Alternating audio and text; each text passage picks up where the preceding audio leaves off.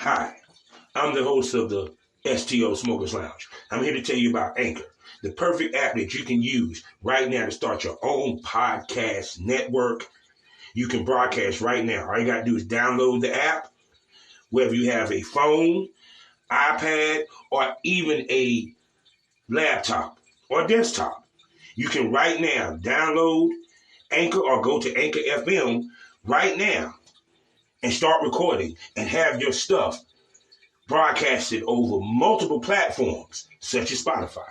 So go to Anchor today and start your podcast career like I have. Because trust me, I love me some Anchor. Black Wall Street is now online, baby. That's right. Visit the GW District. Shop the very best in men's and women's apparel and accessories, home decor, office supplies, books, pantry items, and so much more. The GW District is a retail marketplace of black-owned products and media. We're both veteran and black-owned, and we're bringing you the best online shopping experience with products made by small businesses. Come and experience the GW District difference today at shopgwdistrict.com. That's shopgwdistrict.com. The GW District, a retail marketplace of black-owned products and media. That's right. That's right.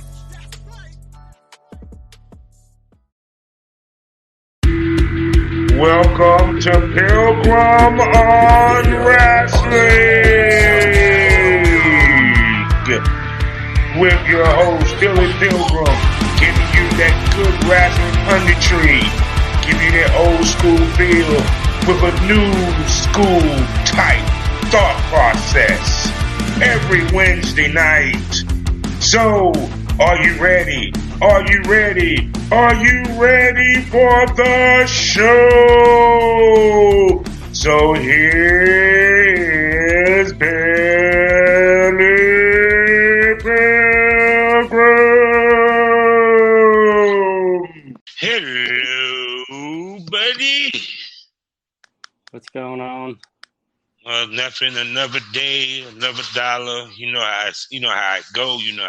What's been going on with you, my man? Nothing. I'm going to Huntsville because porn takes me to all the glamorous places.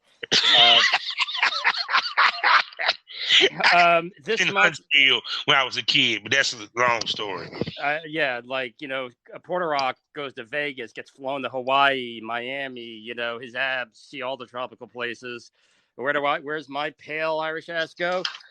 In this month, I'm going to Huntsville, Alabama, Edison, New Jersey, Savannah, and actually not even Savannah proper, like 20 minutes outside of Savannah, and possibly Jacksonville. And if I'm lucky, at the end of the beginning of November, I might get to go to Nashville. But I actually like Nashville, so that probably won't happen. But that's the exotic, locales. Everyone thinks porn is like I'm going to be in Huntsville, dressed like Krampus. So I'm working on props and costumes and everything. Yes. And people, y'all know what time it is. Welcome to Pilgrim on Wrestling. I am your host, Kavanaugh, the Southern Champ, and I am here to introduce you the man that is funny. He also is Grumpus and can be Grumpus.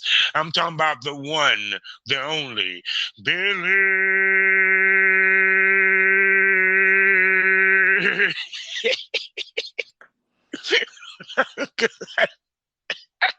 Oh no, I'm being looked at right now. Wait, what happened? I'm sorry. No, I thought you were looking at me. Oh God, the pie. I can't wait to eat it. Oh my God. Oh man. Okay. So where was I? Billy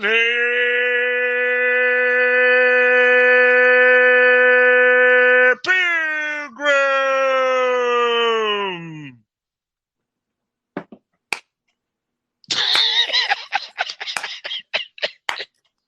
The people are just they're barely coming out of their seats. It's pandemonium. It's cheap heat. That's what it is. A cheap pop. Right here on Anchor.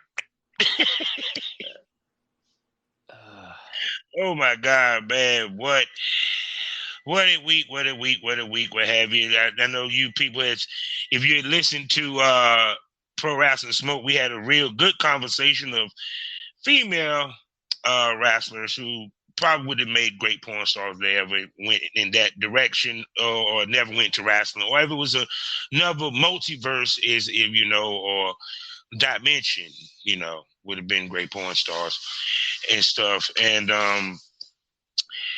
shoot, it was a good conversation. What you think, Billy? Yeah, I mean, it was just something fun to do because we always make it a point to and it's true, like I'm ridiculously attracted to Rhea Ripley, but it's like, Yes. when I watch a wrestler, it's like I'm watching her wrestle, and then it's not until like something unrelated, I see a picture of her and I remind, oh, that's right, she's ridiculously hot, and and so on and so forth. But yeah, so it was just something fun because they are attractive ladies, and there's and it also is the fact that besides their looks, they actually, I think, the ones we talked about would actually have the talent, because regardless of what people think, the days of showing up on a set and just being pretty are over. You have to bring something to the table. You have to, no matter your look, you have to bring something different. You have to kind of have a hustle in you to stay relevant and stay, in the minds, and like cultivate a fan base and all that other stuff. So it is a talent. Well, I love how we live in a culture where an influencer is a legitimate career, supposedly, but being a porn actress isn't.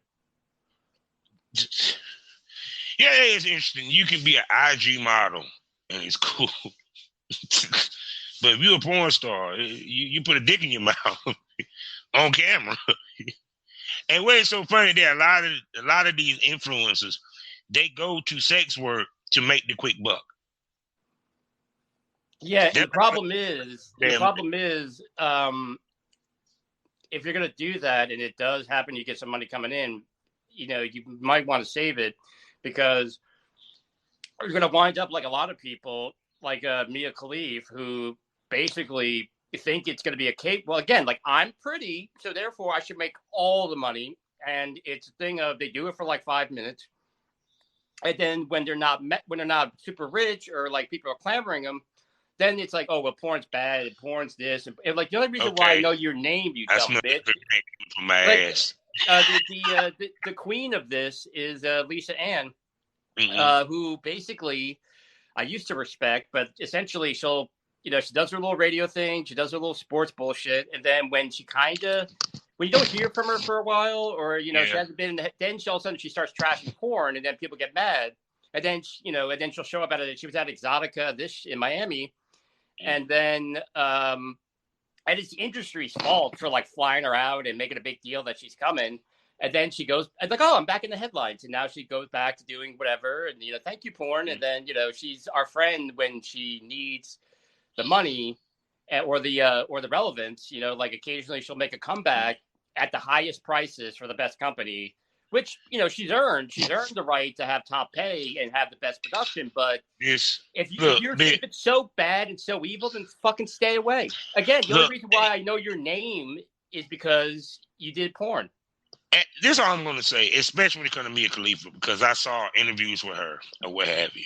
And that's why I said this is going to be Amber, because I actually did an actual whole episode rant about that. Yes, bitch. And I'm going to say bitch because she deserved bitch. She's an asshole, yeah. See, understand this, because I heard someone say, she has the right to feel how she feels. No, she don't. She was not raped. She was not violated. She went into this willingly. Actuality, because of this, is the reason why we even know Mia Khalifa, who still has a fucking OnlyFans. Who has an OnlyFans. You know how many of these porn stars who've been sitting here screaming, porn done ruined my life. All them bitches got OnlyFans. So they back doing to the thing that they sat there and said that they hate. Yeah. And here's the thing. For those that may not know, Mia Khalifa is a very beautiful woman. And she was in porn for 3 months. And if I remember correctly, she made $30,000. First of all, $30,000 to 3 months is not, there's people that live off $25,000 a year. Okay. And just a few years ago, like I basically made 20 grand when I was trying to kind of get back on my feet. So 30 grand in 3 months, but the problem was, and I don't know, and I've never been able to find out the information. I don't know if it was her idea or she was talked into it by the porn company, but she wore a traditional Muslim headdress in a porn. Yes. She's actually a Muslim. Yes. And here's the thing. If that was her idea, well, then you're an idiot and you deserve what you got. If it was a porn company, they need to take responsibility. And also, what is your fucking problem? Because I hate to break the news to you, Muslims don't fuck about. Like they don't play. So they have no sense of humor about their religion. There's no nothing. And to be honest with you, that's the only sympathy that I have when it comes to her.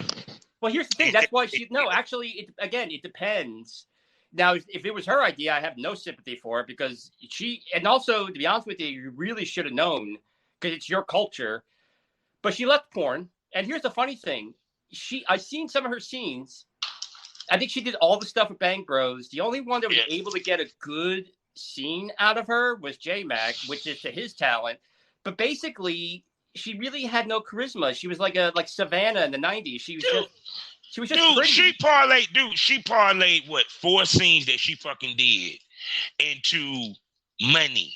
Because at the end of the day, she ended up getting on a TV show with sports icons on Complex. But that's the other thing. The other gimmick is, I like football because a girl liking sports is so weird. And there it is. Again, she wouldn't have any of that if it weren't for porn. And again, here's the other thing. I don't cut her any slack because inevitably it's gonna happen. When the price is right, she's gonna make a comeback and do something for Brazzers or do something for Wicked or something. Because it's easy money. I wish you saw that interview she did, dude.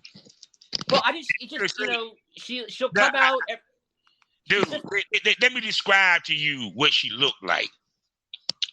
Okay. Now, you didn't see Mia Khalifa. You didn't see what she dressed like, what she wears and all that, right? Yeah. She looked like a female that was the wife of a rich millionaire that she killed. Everyone knows she was a complete whore and slut, but she walks in like she is the motherfucking deaconess at a Catholic church. I mean, again, part of the thing is, I think if she had stayed in, because here's the thing, if you're going to get into sex work, you have to, basically you work for the companies, but you also make your own brand. So that way you have the freedom to do what you want. I right now don't enjoy making my own stuff as much as I should because I need an assistant and I need a steady camera person that's strictly for me when I need them. I need help with post-production, but eventually that's going to get solved. And I like working for companies, but you use the companies for a payday and the publicity, and then you build your own brand. And to be honest with you, just her personality, her presence on camera, essentially she looked like she was dying and she kept staring at the camera. Like it was just, I'm pretty and look at the big dick that's going inside of me. Now Alex Cole is a very, I don't mean this to be an insult, but she's very basic looking in the sense of she's very naturally pretty. She's very petite, very beautiful. Like she's gorgeous in person, but she's just, it's like you think she shits, whipped cream and, blows her nose in the doily because she looks so pure, but her performance on camera, I've seen her play a bunch of different parts, a bunch of different ways. And that's what made me a fan of her and that's what made her look stand out more to me. She has a presence. She has a talent. She has a big brain in that little head of hers. Mm-hmm. Where Mia Khalifa, it's just, eventually it would have ran its course because, yeah, you got big tits. Yeah, you're Muslim or you're brown. Ooh, but that's only going to go so far. And she's basically resentful, and it's just. But I'm going to tell you the reason why a lot of these girls be resentful. Because I noticed this. A lot of women that get in porn are entitled. And I know I'm going to piss off a lot of women saying this, but fuck it. Fuck your feelings. It's just the truth. Y'all come in the game entitled. Y'all come into the game thinking that immediately you're supposed to make money. You immediately supposed to be the biggest star in the game. You think this is easy because you're having sex. And I think that's the reason why. Because how many girls actually walk into the game thinking long term with this? Straight off the bat. I mean, very few, very limited. Only dudes really come in thinking long term. Well, when I've had conversations where I've worked with a lot of girls. I was their first scene and so on. And I tell them, like, look, your travel, if you have to pay for it yourself, lingerie, like all the stuff I buy to make my costumes, if I buy lingerie, lube, all that stuff, it's all tax deductible. And again, it's not what you make, it's what you save. And, if I was a female talent, or at least my plan going forward as a male talent, if I can pull it off, is I would like to work steady for the companies. And that money is what I'm going to live off of when I make money off my content and various forms of it, it's going to go right back into the business and just, so like not spending any of that, just going to go right back into investing and get that brand up. So it's like generating X amount of money a month. So that way, when one day, for whatever the reason, if I have to I got to spend more time at home, I can't travel, my shit's already up and running and I can bring people to me. It is a business thing. And again, like Sarah J., Sarah, I would love to meet. I met Sarah briefly for like 3 seconds, but I would love to meet Sarah and I would love to work with her. And I'd also love to pick her brain. And the reason why, and now Sarah has big ass, she has big natural titties, she has a pretty face, she's got a great curvy body, but that's not the reason why she's a millionaire now. And she owns her own company and she's been relevant for like 20 years, I want to say. Because she has a talent and a brain in her head. Yes, she's a highly intelligent woman, very bright, very college smart. College degree, but also like savvy. And again, she has a screen presence. The only criticism I can have for her is sometimes her hair choices, not the best.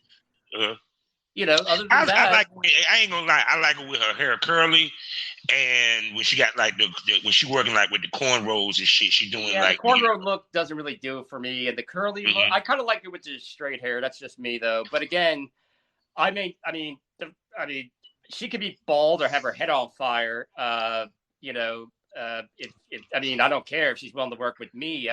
That's just kind of. I was trying to think of one thing, like I said, I have no reason to talk to her. I kind of talked to her for like 3 seconds. Her and I have a friend in common. Plus, I'm basically 1 degree removed from her with several people, but she's had no reason. And also, she's Sarah J. If I could afford her rate, I could probably work with her. But I mean, like collabing or working for a company, that's a long ways off if it ever happens. But there's a reason why she is where she is. Because she's smart. And Mia Khalifa is just, it's like, and again, she goes back to that point where she'll bitch about porn because it gets her attention.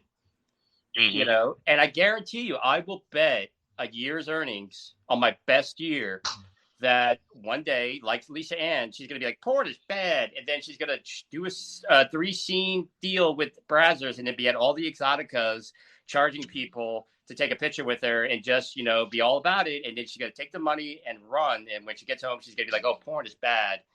And, there are people who have had legitimate bad experiences in porn. And and the problems that maybe led to that get ignored because you got spoiled, entitled people like Lisa Ann and, Mia Khalifa and other people, Randy Spears, talking shit, blaming their problems or whatever on porn. And it's like, you're trivializing the actual person that had a legitimate traumatizing experience in porn. And if we were able to listen to their story and maybe, okay, we can fix this so it doesn't happen at all again or as often. No, we got to listen to Lisa Ann bitch and cry on a radio show to get ratings. And we got to listen to scumbag Randy Spears. Like, oh, I had a drug problem. And that's porn's fault? That's porn's fault that you had a drug problem? Okay, sure. All right, But yeah, so that's it. So with that being said, now we can move on to the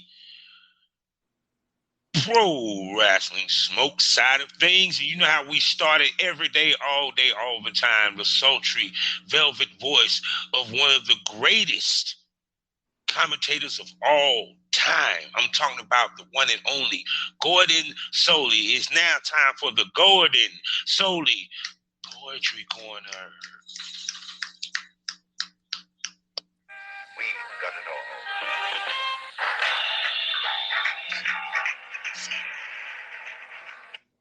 Welcome, friends, to another edition of Gordon Soley's Poetry Corner. I heard you guys were having a conversation about ladies in your line of work for the wrestling industry, Bobby. I got to tell you, I had a very exotic and wonderful weekend with the famous and brilliant Mildred Burke. But that was a long time ago. I was a much younger Gordon Soley back then. I guess you could say I had moves like Bobby Jagger's, and and it was. Let me tell you, you haven't lived until you spent the weekend with a double jointed woman that could do 500 free squats. But that's a story for another time. Today's poem, The Awares, and we should all be awares of women that could do 500 free squats. Why do we cling so tenaciously to life? Because it's the only thing we know. If this be the answer that explains life, there are but three classes of people: those who are not aware, those who wish to be aware, and those who are aware. Only the latter lives, and he lives only by dying. Beautiful. Beautiful words. Beautiful words, Mr. Soul. Yeah. Thank you very much. Back to you. Yes, and we are now back. Yes, Gordon Soley, I swear, his poetry just amazes me every time. And it actually sets the tone for this side of the show. That's why we always do it. Yeah. It always sets in the right tone because, like you said, being aware, just like aware of terrible booking. Yeah. Aware of terrible wrestling. Well, that's the thing. We talked about it on the last show, and we're restructuring the shows to basically we're going to make the one a little longer and this one shorter. And they're going to kind of have a little bit more to do with the other. So we're going to move some segments over to the other show and everything. But I talked about this because, again, I've been losing my mind over Tony Khan's booking. And I basically bringing a new occasional segment called the Hypothetical Booker. And I'm going to lay out for you. I'm going to basically, I just want you to let me explain how I would have booked the Mance Warner thing, just to point out how bad and lazy Tony's booking is. And just kind of listen. And then when I get to the end, tell me what you think as opposed to what AEW did as far as like having a match between Moxley and Mance Warner. Okay. You got the floor. All right. So first off, we start 3 months out. You approach Mance, you say, hey, we want to do this program with you. And you start him on a run. Okay, you give him whatever he needs. You book him. You help him get booked with the top indie companies across the U.S. Maybe get him a shot in Mexico. It's something with Japan.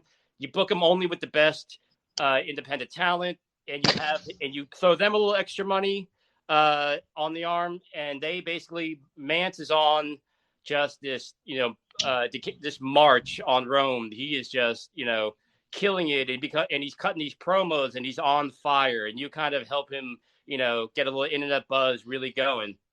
About anywhere from 4 to 6 weeks out on TV, mainly Dynamite, you start talking about how the AEW title is like no other title in the world. We say ours is the greatest prize in wrestling, and this is one of the reasons why we're going to allow outside people that aren't signed to AEW, that we have no control over, to come in and challenge for our belt.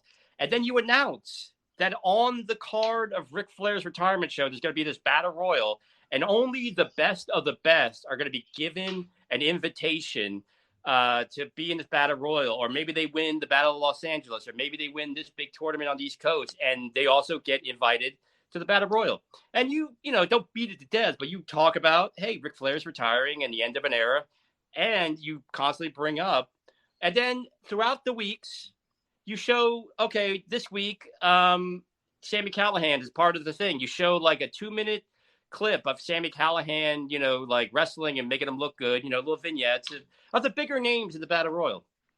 Now comes the Battle Royal Okay, and Mance goes over strong. He wins the Battle Royal in fantastic fashion. Now, here's the thing. Tony was like, oh, but you won it on Saturday. We got to have you on Wednesday's show. No. You don't have him on that. You don't have him have that match until 2 weeks out. So you have 2 Dynamites and 2 Rampages before he actually wrestles Moxley. And what you do on the first Dynamite is show the ending, the last like couple of minutes of the Battle Royal, showing Mance Warner winning. And then you have the announcers talk about how Mance Warner's been around. You talk about his upswing and everything. And then on Rampage, you do you license a really cool music that fits his character, and you play a music video of Mance Warner again, looking like $1 million.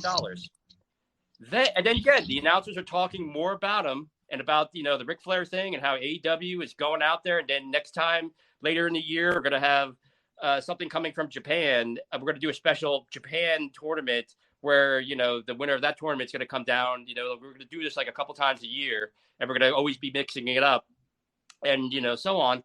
Now, on the second Dynamite, now you're going to have Mance come out and be interviewed. But of course, it's AEW, so we have to interrupt him. And you have a talent come out with a gripe. Now, unfortunately, the only guy who's actually booked strong the entire time is fucking, Orange Julius, but we're not going to use him. So some AEW talent with some kind of words is going to come out and interrupt Mance in his moment to talk to the crowd, because he's mad that why is this guy who's not even with AEW getting a shot at Moxley? Like, I'm here every day. What the fuck? And there could be a back and forth. And then guess what? A match gets signed for later that night, which Mance, by the way, wins in, again, convincing fashion. And again, I don't know what guy you would pick for him to beat, but somebody lays down and, he loses. Okay, so then we'll take for argument Sammy Guevara. He beats Sammy Guevara. So then on Dynamite or on Rampage, your final Rampage, well, now finally we get to talk. Now they've seen him. They've seen a little vignette when he qualified for a Battle Royal. Then they saw him win the Battle Royal, and you show that a couple of times. Then now you've seen him with a music video, and you've seen him actually wrestle on AEW television. You've seen the goods in action. Now he's going to get the interview, and he actually gets to talk. And he talks about basically just kind of not getting his break and how he's like coming up, like Rocky style. And out comes Moxley. And again, guys with similar styles, a little bit, similar look and so on. And there's a back and forth, and there's a show of mutual respect, but there's this kind of like, I'm coming, for it. I'm coming for it. And this is my shot. I'm going to lay it all out there. And then Moxley, again, show respect, no fighting, no bullshit. Now we get to the actual Wednesday night Dynamite where they're going to have the match. Okay, and when they have the match, of course, you have Regal at the desk. And the match starts off with Moxley just fucking kicking the fuck out of Mance. When I say beat the fuck out of Mance for I'm talking like 8 to 10 minutes. I'm talking like he caught Mance Warner in his house, in bed with his wife, balls deep in her virgin ass, and she's wailing like a banshee with a hemorrhoid, loving it. I'm talking like that kind of ass whooping, okay? And he's busted open, but all of a sudden now Mance starts to make a comeback, and now he's fighting from underneath, and he is just, not giving in, and he's kind of fighting back, and then slowly but surely, in the old school way, in a how Jerry Briscoe or Ric Flair used to do, it goes from this is basically just a glorified ass whooping to, hey, look, he's putting up a little bit of a fight. To now Moxley's a little bit in trouble, and you milk that to the point where even you have a hard ass like me sitting there going, are they gonna fucking have him win this thing for like 3 days or lose? Like, are they gonna have this fucking guy win? Like, are you fucking kidding me? Like, literally push it to that degree, to the point throughout the entire match, Moxley is trying to get that bulldog choke, and either he will not tap and he makes it to the ropes, or he's somehow able to avoid it or break it. But finally, Moxley gets that choke, and he's got it locked in. Now, of course, he looks like he's starting to fade, but the referee goes to ring the bell. But at the last second, Manson reaches out and grabs his wrist, and he's got bloodshot eyes. They're bulging out of his head. He's got spit. He's got that look when you get when you're being choked, and he gives him a stare of like, I'm still here. Don't you fucking ring that bell." So it goes on for a little longer until eventually Mance is choked out. And the ref now, because he's seen Mance fight out of this choke several times, and literally with his death grasp, stop him from ringing the bell. Now he's like checking his eyes and kind of giving him a little smack on the face, and really, the choke is now kind of gone too long, but he has to make sure because Mance has been refusing to give up.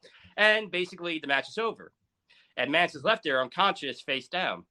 And Moxley kind of looks down on him, and he, gives a nod of respect, but leaves the ring area. Now, here's the thing. This is key. Number one, Excalibur, shut the fuck up. Excalibur ceases to speak from this moment on. He says nothing. Okay? So what you have now is you have kind of, Ross and Taz talking and, going, wow, what a fight, how great this guy was. This guy came, to get it, this, that, and the other thing. I'd never seen a man fight like this. And then now you have Jerry Lynn, which is symbolic. People who know wrestling history, they're trying to wake him up. And if you've ever been choked out, there is a sense of like, you don't know that you've been choked out. You kind of wake up like, wait, what's going on? And essentially what you're seeing is now Mance is bloodied, beaten, and he's on his knees, and so is Jerry Lynn, looking him right in the eye, and Jerry Lynn's trying to explain to him through the fog of coming back to life, you lost. Like, it's over. Like Mance thinks it's still going on. It's like, no, it's over. You lost. It's done. And as he realizes, oh, I got choked out. I lost the match. Now you see just utter heartbreak come over his face, and his hands go up to his face, and his head and hands go to the ground, and he's like in a little ball. And now, Taz and Ross are talking in kind of hushed tones of like, you hate to see it, you laid it on the line. You show a quick glimpse of Regal, who's also not saying anything. By the way, Excalibur is still not saying a fucking thing, but you could see the heartbreak in the eyes of Regal. Regal, even though his guy won and he's happy, he's heartbroken to see this guy. And it's taking, and, Mance is kind of just doubled over, because anybody in life who's ever taken a risk, who's ever said, fuck it, I'm going for it. I'm going to move across country. I'm going to try to get that promotion. I'm going to try to be a wrestler, porn star, comedian. Everybody can relate to the feeling of going out there and giving it everything you got.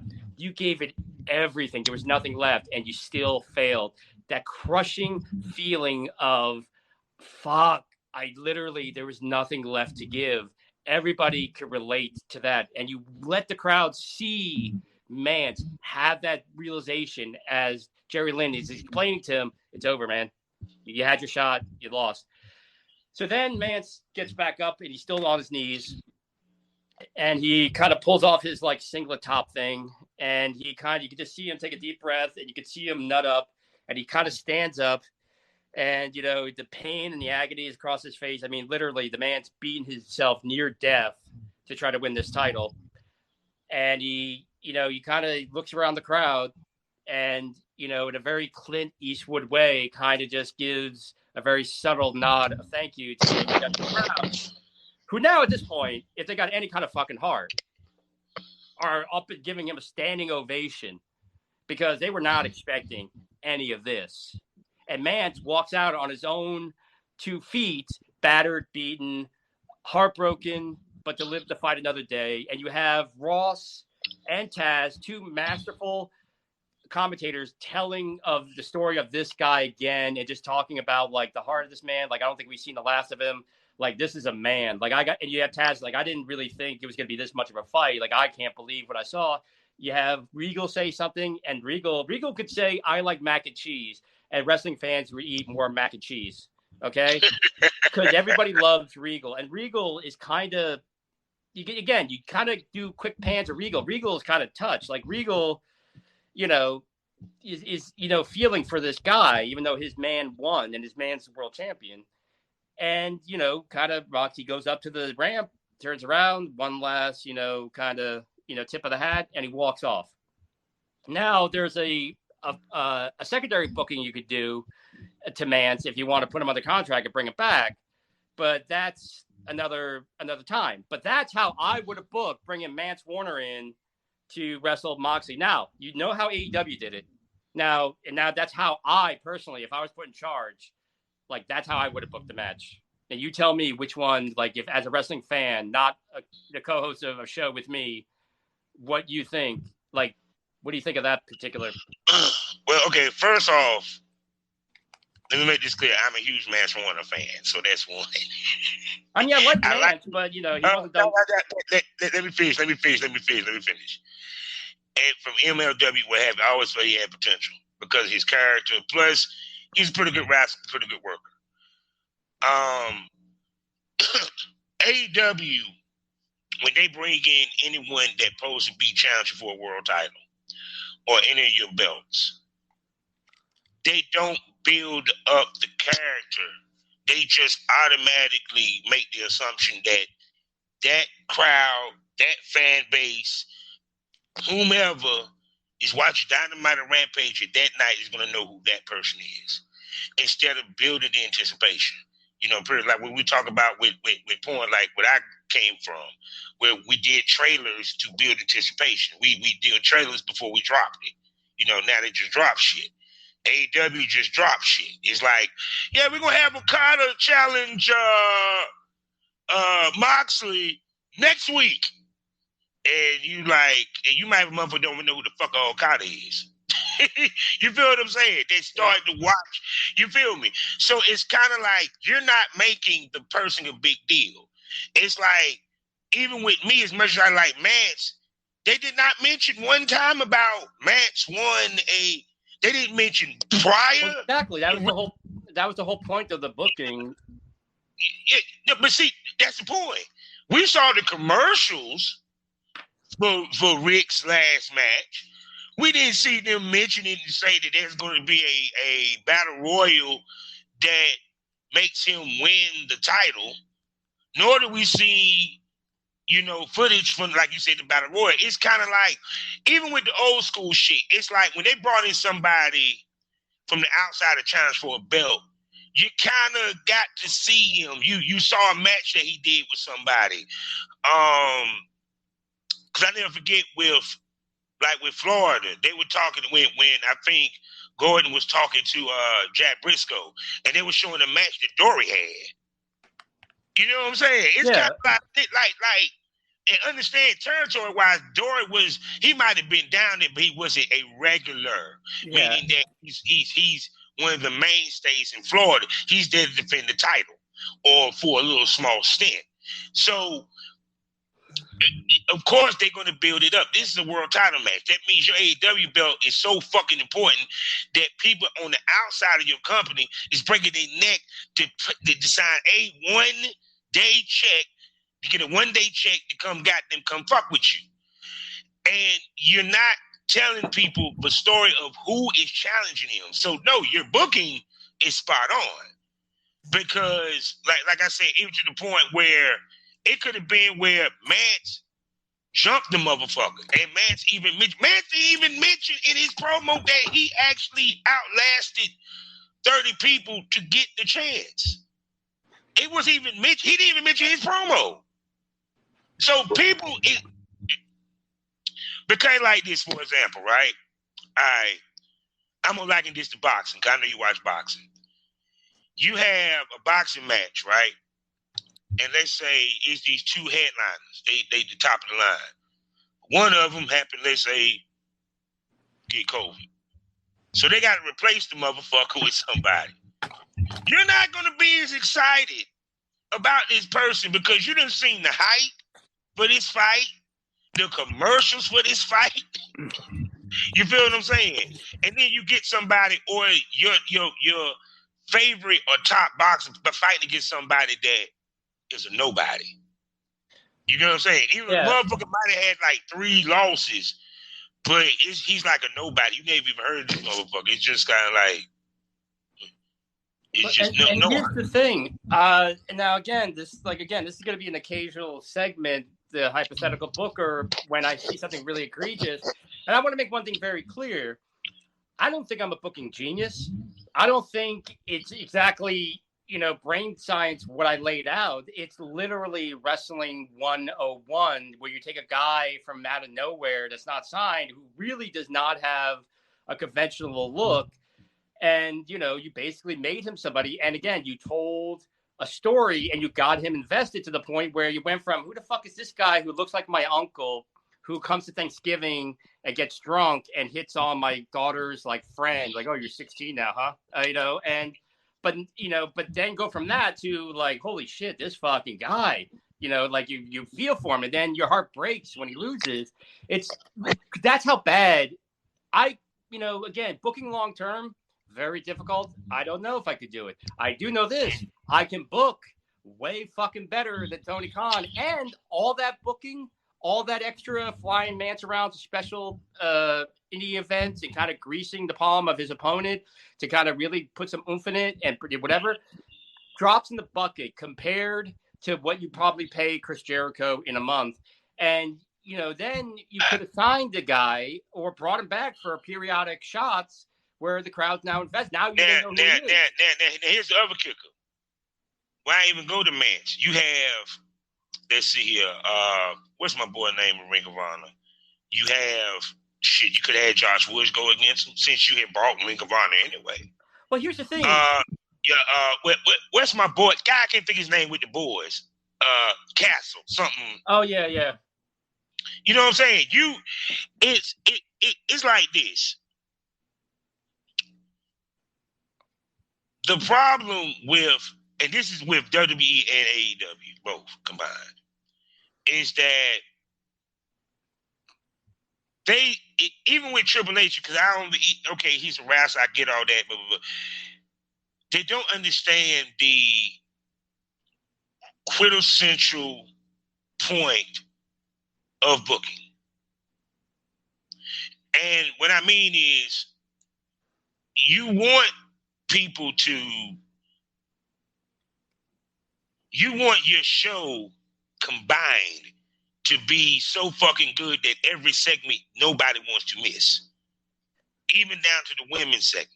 Yeah, and the thing is, like with Mance, if you actually brought him in like he was something, the look and everything, it works. Whereas if you're going to just bring him in cold, again, he looks like your drunken redneck uncle that you only see on Thanksgiving. And, your dad's like, he's only allowed to drink beer. Don't let him get near any hard liquor. And I like the idea of, okay, like I said, a battle royal here. There might be a special tournament in Japan between all the different companies, and then that guy gets a shot. And again, we have no say who wins the tournament and so on and so forth. And then, like, again, you do it 2-3 times a year. And then, of course, if you're going to keep doing it, eventually somebody would have to win, or you maybe move it over to like the Atlantic title or the TV title. But, again, especially with Mance has a very unique look. And, you have to prepare the crowd because, again, the guy has a Cactus Jack look, and Cactus Jack did not get over on his looks. He got over on his ability to work and his willingness to take risks and his promo. And Mance is willing to take risks. He is a good worker, and he could do a promo. But, again, he looks like my weird step uncle. You need to tell me who this guy is. And, it just, even though I was listening to Cornette and Brian, and Brian, and they've been saying the same thing. The show is completely disjointed. Nobody is special. Nothing makes sense. It's all hodgepodge. Tony is pushing this, like, bringing in random dudes to the point where even us, like, smart marky guys who know a lot of shit are like, who the fuck is this guy? And it's like, it's literally like ADHD booking, and it's just lazy. Like, and again, nobody is telling him, like, dude, this show has no direction. It has no point. And again, like, just nobody is special. Like, nobody is special. That's why the hardest part of me booking that whole thing is like, okay, who can I put in the ring with Mance that can get to eat a loss and not completely, ruin his shit? Because the only people that are been booked strong, besides the guys that are like beyond being fucked with, like Brian and Moxley and Jericho, it's that stupid jerk off pockets. And I'm sorry, but Mance beating him, to me, it's like, Who could have man, took the you beat loss? the mascot. You beat the gimmick. Oh, joy. You know. Actually, the person, if I had fed someone to it, it probably would have been Darby. Because apparently they're not pushing Darby into the heavyweight title division right now. So, and him being one of the pillars, plus Darby could have the kind of match that could probably showcase Mance the best. I have no doubt that, Darby could do a lot of shit, and ironically, the irony or the quagmire of Darby is he was somebody who was genuinely hot, that they really could have, but no, he kind of floundered. I guess, maybe he should have put his hands in his pockets of those Daisy Dukes more. He would have carried more favor with Tony. Took the TNT title off of him too quick. Well, yeah, and here's the other thing. We talk about how there's no feuds. The one feud in all of AEW is a feud nobody fucking cares about. I'm over the Brody, like now it's starting to be like, okay, now it's just Brody. So like, are you just keeping him with Brody because you literally don't know what to do with him next? Because now this is a kid. This is a Brody kid is a miss. I am sorry. Brody is a missed opportunity. Oh yeah. Everybody's a fucking missed opportunity. It like this. Truthfully, even him, and if it like this with Brody King, he don't necessarily need to be with the House of Black. It's nice that they had. Well, there's no more House of Black. Yeah. Everybody left but him, and he's stuck with the girl that makes the face. They coming back. Tony already said that. There's no releases. Well, no, I mean, and your boy. You know why? Go ahead. No, because now Impact's not the worst place to go, and now again everybody's like rushing to Noah's Ark that is Triple H WWE, and also Tony has basically dropped the ball. It was like, oh, this is going to be this utopia where we're actually going to be used. It's going to be a mix of people that weren't used by the WWE and these new stars, and it hasn't been. And again, Darby is somebody that you really could have done something with, and again, like Adam Cole. Did he get to be Adam Cole? No, fucking Pockets did. Does he get title shots? No, fucking Pockets does. I'm sorry, I don't want to steal somebody else's gimmick. Orange Julius, does he get protected and always look like he's a badass and basically makes everybody look like an idiot? No, that's Julius's job. And then he also gets two dumb cohorts, a bobblehead and a fucking man with better tits than my girlfriend. And also, what do you call it? Another missed opportunity is Danhausen. The guy had the biggest indie buzz ever. The guy had he was like his own cottage industry. Now he just comes out and does, and that's it. Like, he literally, like, it's just, I don't understand. And I'm going to tell you what's interesting. Now, peep this, because I know that the rumor mill was, I guess, or the dirt she's talking about that Andrade wanted to release or whatever. And I was thinking about it. I mean, Jesus Christ, like it's literally the same thing every week. He's trying to buy people. And okay, first of all, Andrade, okay, I hate to tell people. Okay, look, I'm going to break this down. People, y'all want to know the reason why Eddie Guerrero was so loved? It wasn't just his bravado. It just was his wrestling. The motherfucker could cut a promo in English or Spanish. Andrade can barely speak English. I'm really surprised by it because he's been in the U.S. a long time now, and he was like he international. married to Charlotte. Well, apparently Charlotte also knows some Spanish. But here's the other thing: he doesn't have the charisma of an Eddie Guerrero, and you put it with a manager, a mouthpiece that doesn't talk. Like, he's just there. I want that job. Right? Lucius is better talking to him. Let me come out in a suit. I can follow Andrade and, not do anything. And to be honest with you, I'm willing to take a bump. I mean, you have these guys. That's the other thing. Oh, they're trying to bring back managers. All your managers suck. And you have guys coming out with women.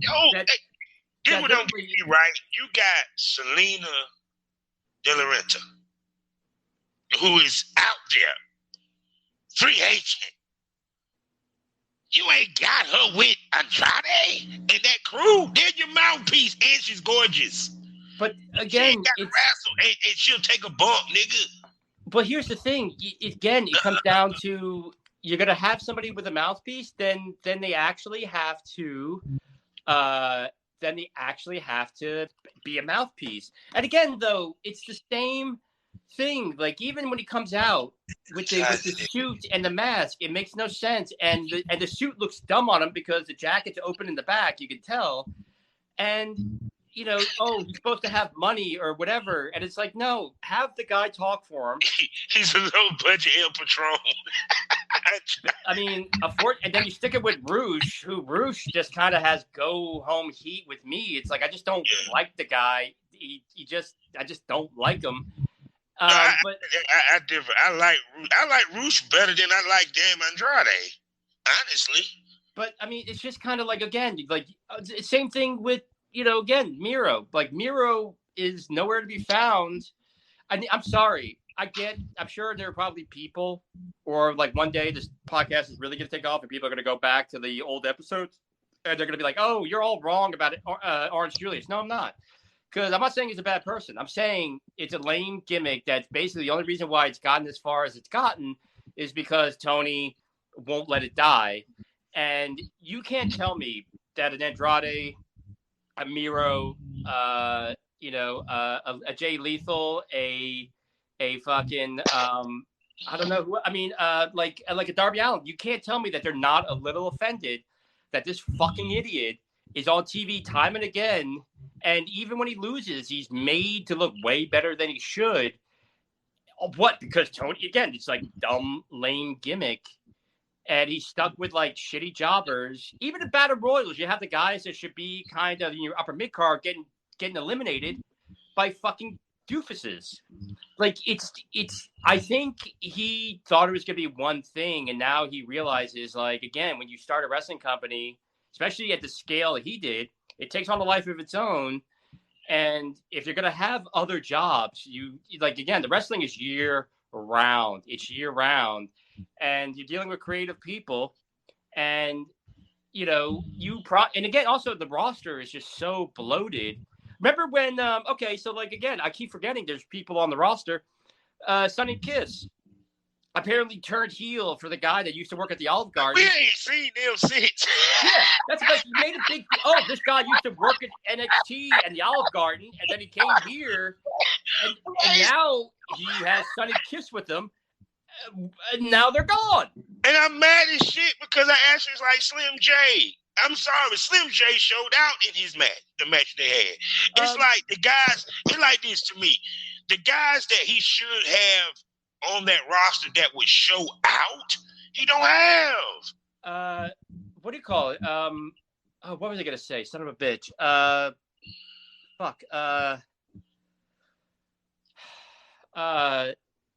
of a bitch. I just lost my train of thought. With Sonny, again, it's just like, okay, why did you even bother with that if he's not gonna do anything with him?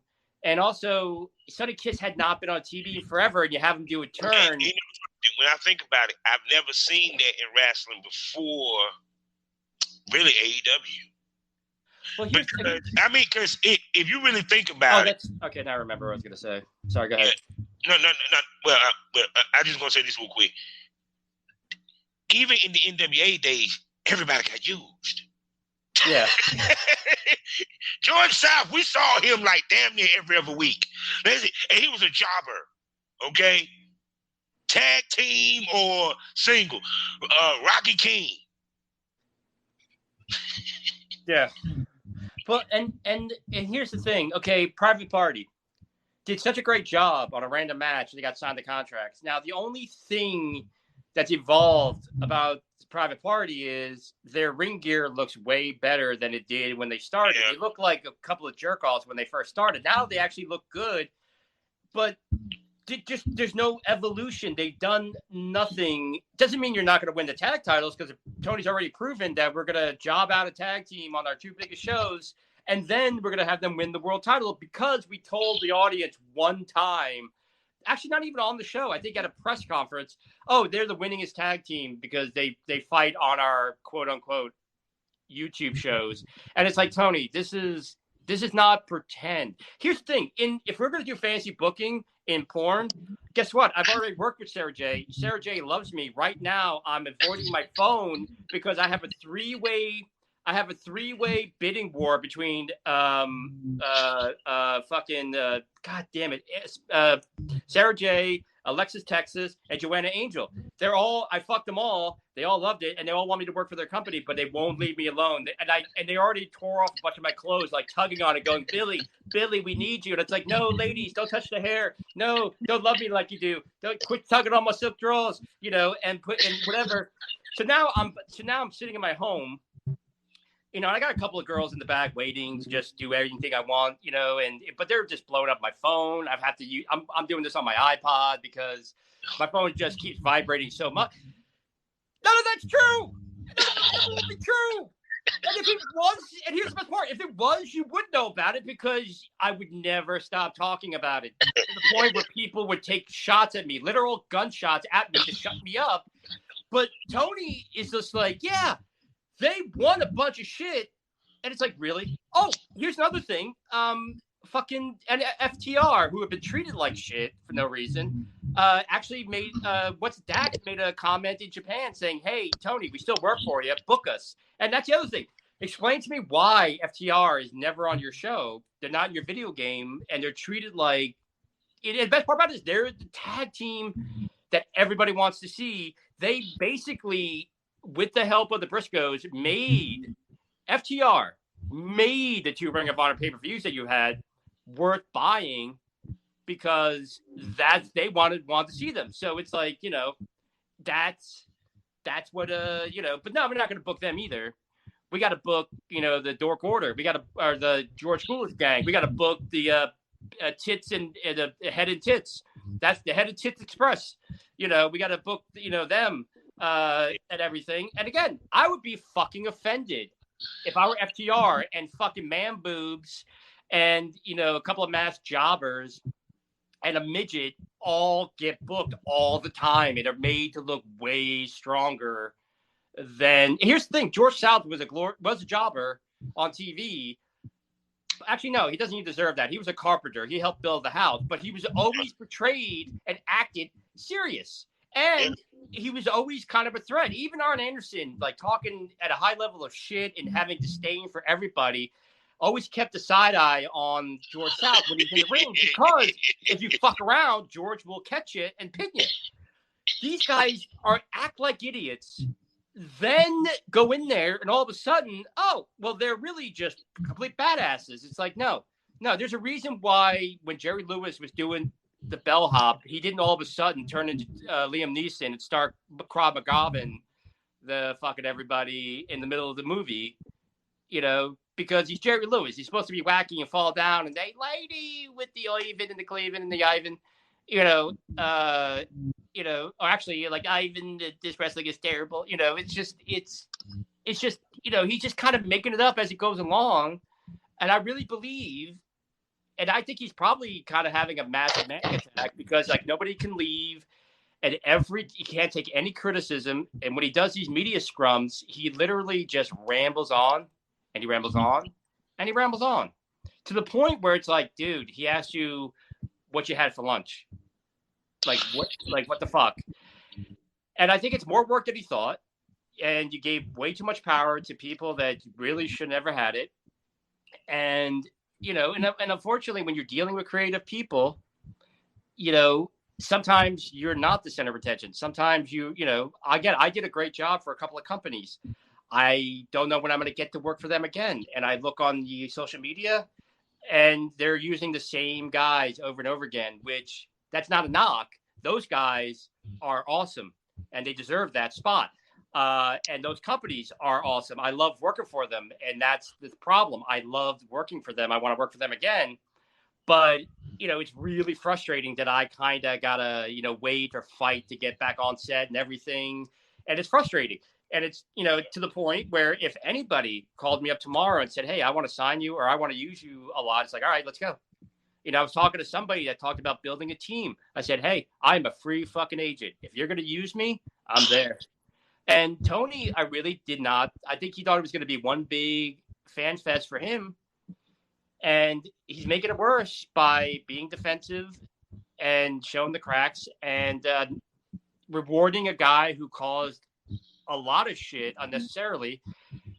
And he's not passing off shit to the right people. Like, again, you really should not be the booker because you're not booking. You're basically reaching into a bowl and pulling out a name.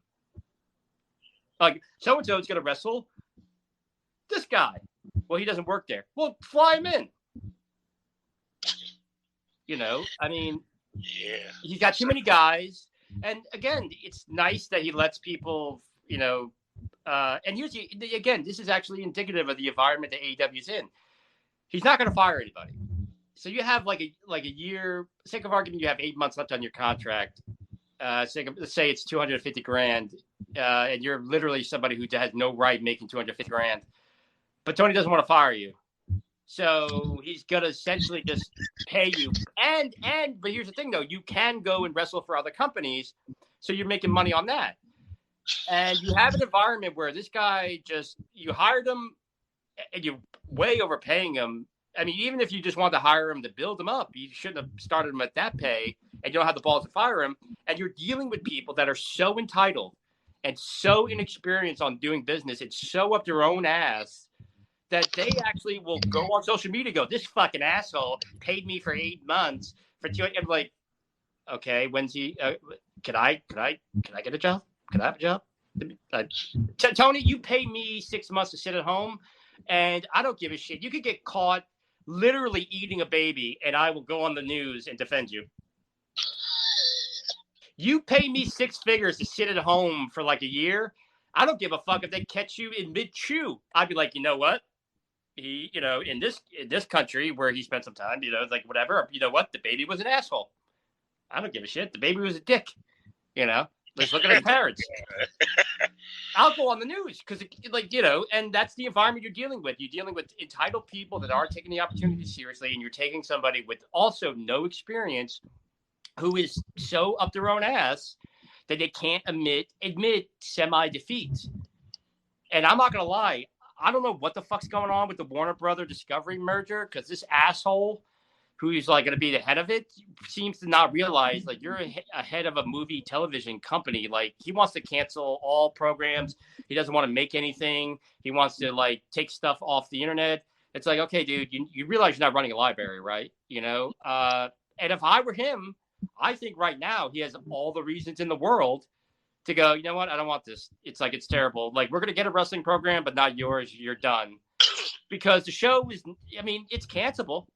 And also, I've heard stories about they're trying to tell people not to curse. And what's everybody doing when they're doing their bad promo? They're fucking cursing. We know I think is this with this, and then we got to switch gears in a second. I think they're good when it comes to TV. The reason why I say that because they're doing the numbers that makes them happy. You get what I'm saying?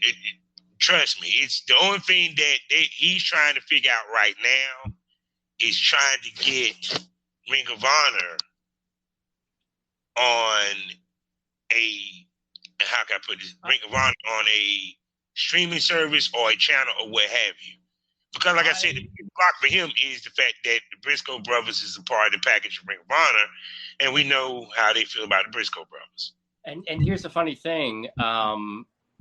I was so gung-ho. Now I'm kind of hoping it doesn't make a comeback.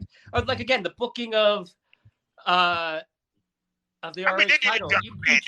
You basically upset and lost the talent in Jonathan Gresham by taking the belt off him, and you put it on Cesaro, which, I'm sorry, I think you could have handled Gresham. I think you could have talked to Gresham and kept and you know and saved that relationship. But you put a world title on the guy that should have been a world champion like 7 times already. And feel good moment. And then he had to run. It like this to me when it comes to Malachi Black, Buddy Murphy. Now okay, mental health. Okay, I understand that. I have my mental health issues also, but to me, you got to be realistic about your situation when you in a company like AEW or WWE. Once again. You as Ring of Honor. Let's make this perfectly clear. Ring of Honor was going under before this shit was bought. Ring of Honor won't doing shit. Actually, Ring of Honor was doing its worst TV when Gresham was champ.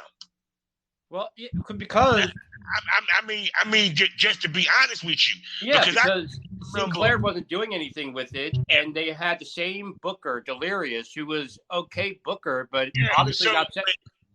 But apples are, but regardless of why they won't doing well.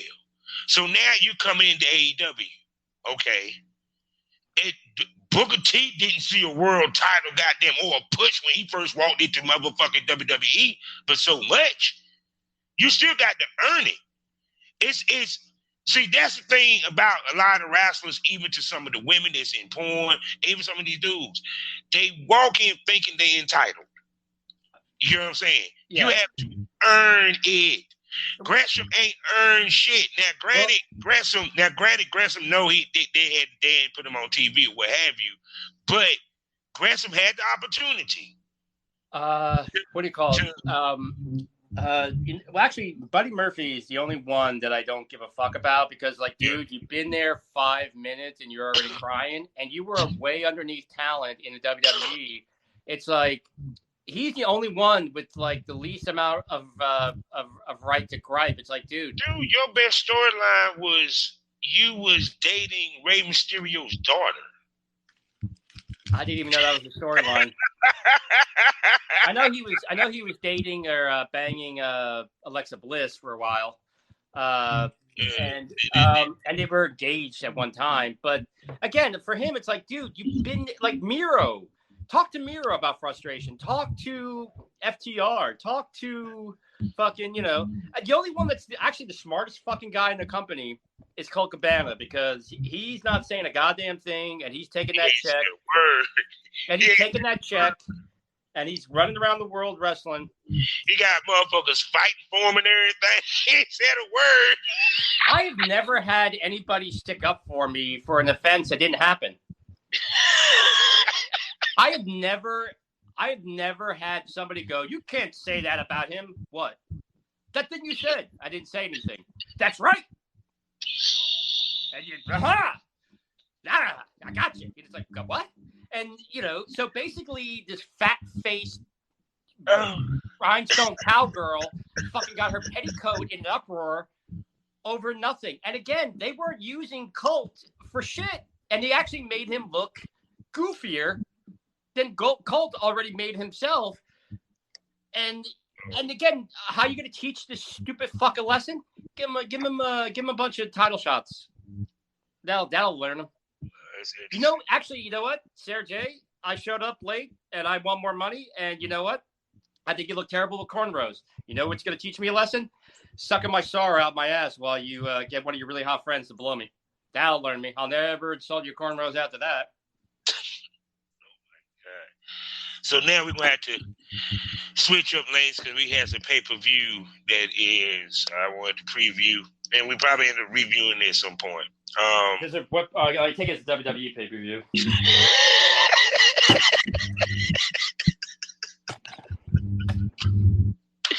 Yes, this is the sad part of the show.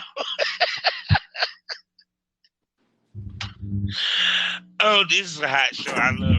I will enjoy publishing this motherfucker. Well, Extreme Rules, ladies and gentlemen. We have Extreme Rules.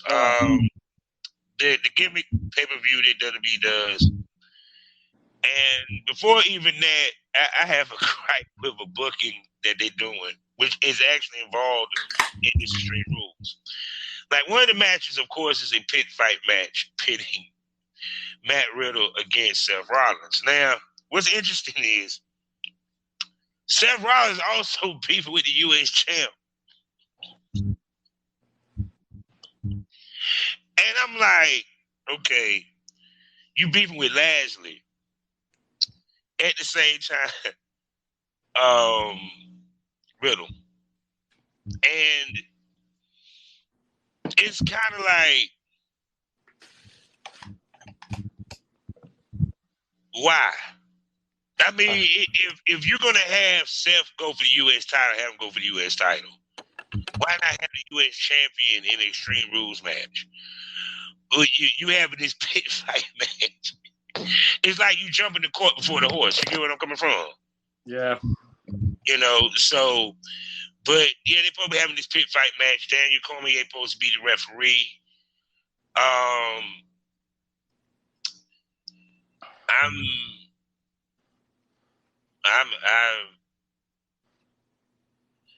don't know what to say about this match, actually. I don't know. The WWE again. You literally are like, oh, we can't have blood, and we're a family thing, and then you're gonna have an entire pay-per-view full of matches that that really don't. Again, they can't get blood. They can't be too violent. Like, then why have them? And I just I don't understand. I don't get. I don't get a lot of because again, you can't serve all masters. It's like, you want to be PG company, fine. Be a PG company. Don't have Hell in the Cells. Don't have extreme matches. Do your stupid storylines. Do your PG bullshit. That's why AEW should be like PG-13, and maybe Impact should go for the R. Or maybe a fourth, or maybe a new third company goes, well, fuck it. They're doing Disney. They're doing kind of, teen dramedy, a little bit creeping up on R. We'll just do flat out R. And, and again, it's really not that hard to do something different. And essentially, it's just doing less and demanding more of the talent in a way. Like, okay, I'm going to demand more of you, but not you going through tables or like being dropped on your head. I want you to talk more. I want you to take some initiative in drawing out your storylines or coming up with a different character. And now I'm gonna tell you what's funny, right? Now, if I do recall, okay, I think the pit match that they had, the first one was, I think, Owen Hart versus, what was it, Shamrock? Yeah, that was terrible. I remember how bad it was. Yeah. And then we had, I think, Ciampa versus Riddle in NXT, which I have to admit was basically a cage match with no ring ropes. Okay. You actually just reminded me of something. And like, with and again, these wrestlers nowadays, like again with the personal issues, they got to cry about it. I rewatched the greatest cage match ever with Tully Blanchard and Magnum TA at Starrcade 85, and these guys had legitimate personal issues where Magnum was dating or eventually now married to Tully's ex, and and helped raise Tessa. And at the time, these two were competitive in the NWA and Crockett promotions, and there was genuine hatred and heat. And these two really are having a fight. And they really, like, at one point, I think Tully is literally biting, to break skin on Magnum TA, and they're taking the mic and shoving it in each other's face, and they're not even saying no, they're like screaming because Tully's got his 12 fucking minutes of brutality, people. Yeah, it felt like it was 30 minutes, but it was 12 minutes. And I guarantee you, my head up. That's how long the match was, how short it was. And here's the best part: I guarantee you, they wouldn't be thrilled about it, but you can make Magnum and Tully have that match every day for 2 weeks to go around the loop, because essentially it's them just hitting each other really fucking hard in safe places. And you got guys doing this shit where they're getting injured all the time. And again, they're getting into fights or getting into, like if Punk and everybody would have kept their heads about them, the amount of money they would have been able to draw. But also, it's a completely different cage match, but now it's like, oh, I got to do 187 high spots, and then I'm going to be beaten by a small package. I'm going to go front, though.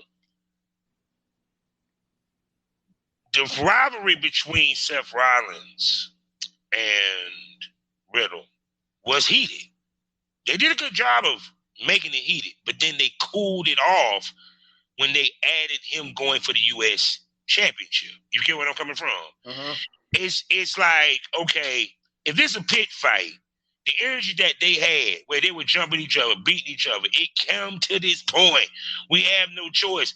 You basically damn near put this dude out of wrestling. You basically told him that his wife and his kids don't want shit to do with him. It done got that personal to where Riddle got there and started cussing goddamn Seth Rollins out. You feel me? And then right after y'all announced this pit fight, oh, we got Bobby Lashley and Seth Rollins having a match. Now they're in the midst of a feud for the U.S. Championship. Oh yeah. Oh, by the way, the Alpha Academy is beefing with Riddle. You get what I'm saying? Yeah.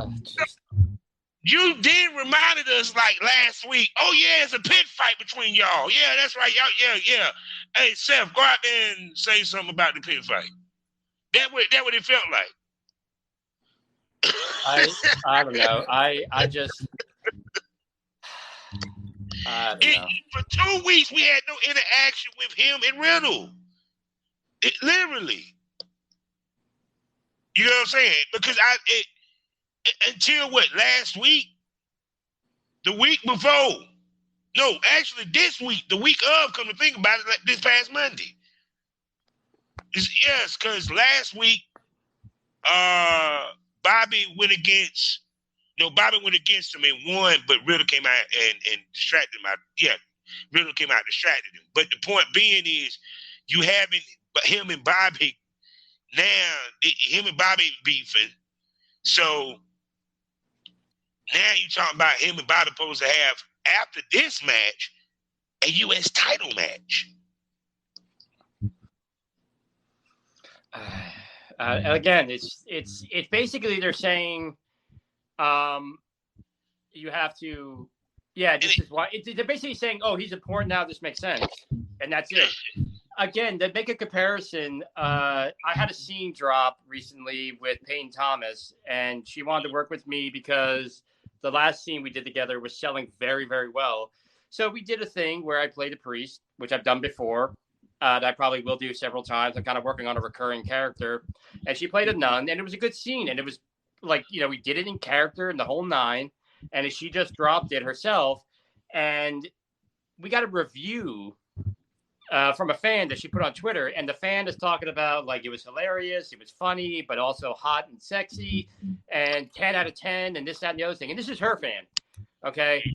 And again, the story started at point A, went to point B, C, D. So everything happened and we stayed in character and it all made sense. And again, it wasn't like, oh, you're a nun with big tits. I am a priest with a big shillelagh. And now we should do all this sin between page 384 and, 403. No, it was like, okay, this is why, blah, blah, blah. It all made sense. And basically, rather than doing that, they just go, oh, now Bobby is important again, even though we've been beating him into the ground. Or, oh, this makes sense. Or this guy is where that's it. That's the big push. Both WWE and AEW just go, oh yeah, this is what we're doing this week. And fans kind of go, all right. Whereas actual people are like, no, what, no. What are you talking about? And that's the thing. It's and I don't know why you would include Lashley. If I were them, I would try to rehabilitate Lashley and give him a clear, definitive thing to, don't have him be a B player in somebody else's feud. When the real issue is between Seth and Riddle. Well, now he's a B player. And I guarantee you, if he's getting involved, guess who's going to lose the U.S. title? And then guess who's going to be fighting over that U.S. title? That's the only reason why I could think of you would involve Bobby. To take the belt off him. So you could have, they did that to Punk. It was Jericho and Michaels feuding. So, okay, now we're going to take that off of you so they can have the belt, so they can kind of keep their feud going. No rhyme or reason. So now let's move on to the next match that was going on. Is the ladder match for the women's, Raw's women's title, where it will be Bianca Belair defending champ against Bayley, that big booty Sexy thing, huh? And it, of course, we have what they call damage control. That's what they call themselves, damage control. And they've been having their little squandery with Belair as well as Alexa Bliss as well as Asuka this week. I think they got the best of them. They had a contract signing. Basically, Alexa Bliss and what McCall get jumped in the back or what have you and everything. And then, of course, Alexa Bliss, she decides she wants to challenge. I think it was one of them wanted to challenge one of them to a match. They had the match. Of course, the hype. Of course, any ladder match, someone has to bring out the ladder. They brought out the ladder, and they beat the living crap out of Bianca Belair with the ladder. With, of course, Bayley holding the belt at the end. So, what do you think? What kind of match you think this is going to be? Well, I heard something about with Bayley. Shotzi or somebody like did basically the worst drop kick ever and basically just punted her right in the twat. God, Shotzi is Shotzi is somebody that, like, you know, really there should be a lot more improvement because every time I see her, I'm vastly unimpressed.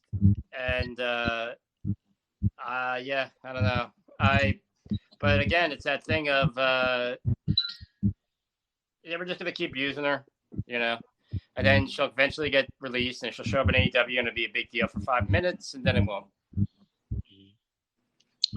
Yeah, because I think the match is gonna be pretty good. Probably Belair will retain because I don't see her give up the belt not to no Bayley. Wait a minute. I'm sorry. Did this stupid Extreme Rules already happen, or it's gonna happen? It's going to happen. It's happening this weekend, Saturday.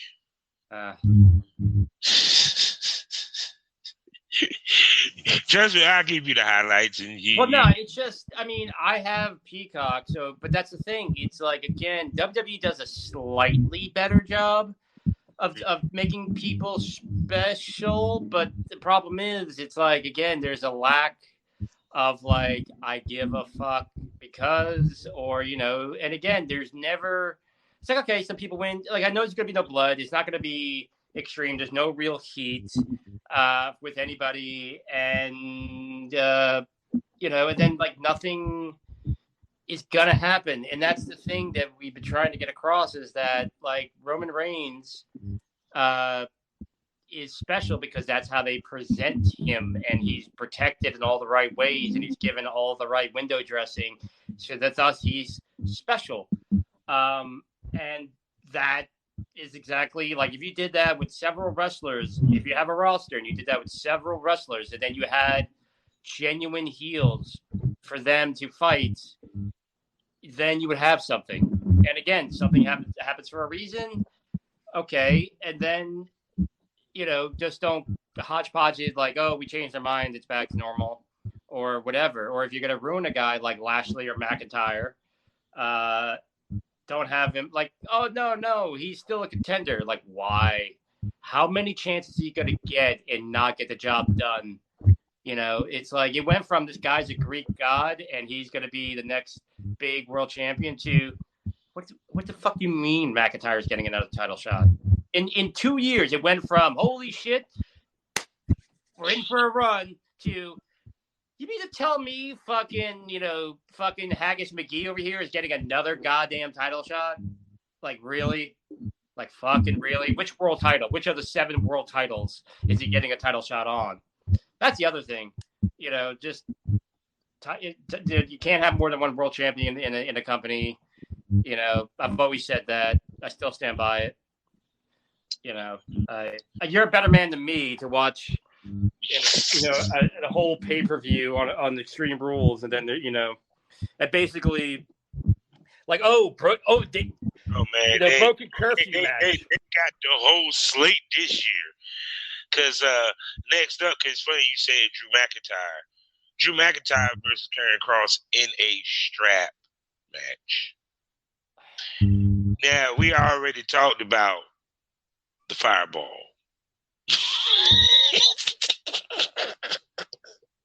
I don't mean to laugh, but I've seen it. I'm sorry. I listened to Jim Cornette break down what she was trying to do, and you telling me there wasn't one person on that staff that couldn't show her how to do a proper. I don't think so, because that's the thing. Like, they chase the wrestling people away. When they fire somebody, they never fire accountants or something, or one of the assholes executives, or one of the shitty writers. They, I mean, they have all the guys they have are fairly modern wrestlers, if they have any. And then you have like Fit Finley or somebody. Fit Finley knows how to get heat. Fit Finley knows how to bust somebody open with one shot. He didn't Fireball is a strictly like Southern slash upper Midwest gimmick, with the occasional wild man using it. And it hasn't been done properly or been done at all, really, in forever. It's actually something that, if it was done right, could bring it back. Like, everyone's trying to do the mist now, and no one can do it right. But I mean, a well-placed fireball, I mean, if it's done right, because I mean, Eddie Gilbert, and Jerry Lawler threw some fireballs that, like, it literally looks like it's hanging on the guy's face for a couple of seconds. Like, it made it look legitimate. Like, oh fuck, they actually, like, I think they just like burnt his face for real. Yeah, I really don't, because that's the thing. Every day they become less of a wrestling company, and again, like, a really talented wrestler like Emma was fired because a bunch of shitty writers. And if you're ever listening to this, or if anybody knows one, you're a shitty writer. Horrible imagination. Handed this talented woman with a fucking $1 billion look, and like, yeah, you're wearing a sequin dress and you're a bitch. That's your gimmick. And when she didn't like it because there was nothing to work with, they went, well, it's her fault. And they fired her. And they kept the fucking writers. That's like, again, just Sarah Jane's on a period.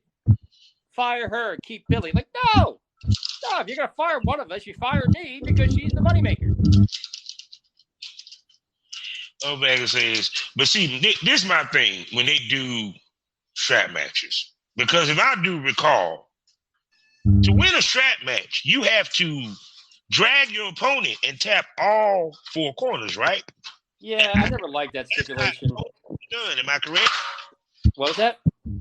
Yeah, I suppose you done a strap match. Yeah, usually with a chain match, a dog collar match. See, that's the thing. I never liked that. That particular way of doing it. I always thought it should be like a pinfall, like with Roddy and Valentine, or to like somebody eventually gives in. Because with the four corner thing, it's one of those things that it really comes down to the two guys to be able to make it work. Because if they don't know how to milk it the right way, it's like Sting. My thing, because to me it makes more drama. Yeah, but again, you have to be able to milk the drama. Like, again, like Wahoo was good at it. Terry Funk. I just watched a match with Terry Funk and Eddie Gilbert in a chain match. Because Eddie Gilbert, back when you really had to be a super fan because there was no internet, he had two amazing feuds in between the time he left WCW and he passed away. And one was with Cactus Jack and one was with Terry Funk. And, they knew how to milk it. But I've also seen, like, Sting and Nikita. Oh, that was terrible, because either one of these guys really knew how to milk the touching of the, it's one of those things that, like, to me, the best chain matches was the Russians versus the Rock and Roll Express, that chain match. And I can say the Russians versus Road Warriors. I mean, I've always been a partial. Out of the three, it's like the tag chain matches were the best. Out of the three, like dog collar chain strap match, I like a dog collar match. The strap match, you can kind of, because you can actually really lay it in and whip somebody. But it's and out of the three in the WWE, that's the one you can get away with because there's no way they're gonna let them again. Oh, you can't get blood, and again, some things are really all about the psychology, and depending on the two guys, I would change the rule because again, it's like it's wrestling. We can just make it up as we see. It's like, well, these two guys can't milk the drama of trying to touch all four corners and make it a pinfall or make it a like a last man standing strap match where the guy can't continue. He's been whipped too hard or something. It's could that be too easy to say? You got to get like a certain amount of lashes. Well, that's the thing, though.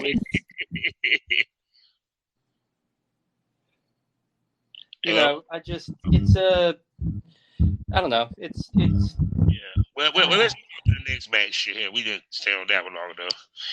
This is the interesting one. We have. It is just fucking funny that you had to bring up Kelly Blanchett and Madam TA. Because we have an I Quit match. Finn Balor versus Edge. I see. That's the thing. When I think, I Quit match, I guess I could see Balor in one of those if he's with the right opponent and they're both kind of like submission guys, or it's like a really angry blood feud. Edge has obviously done them before. The interference, because we already know that the daddy, aka Rey Mysterio, is gonna come out. We already know AJ Styles, because they done beat his ass up this last week. So it's kind of Dom said Rhea Ripley is his daddy.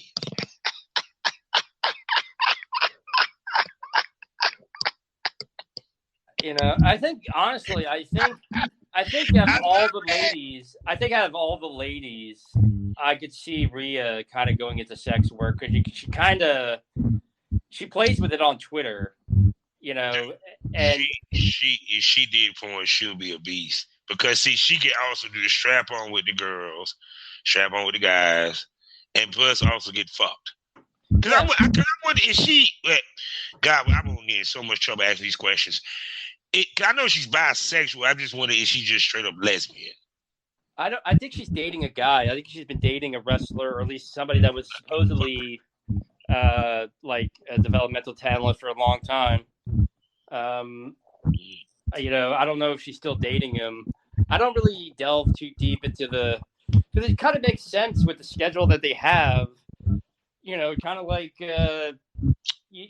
porn people will date or marry other porn people, or you have to date somebody that kind of is very confident that you're going to come home to them every night. I don't know.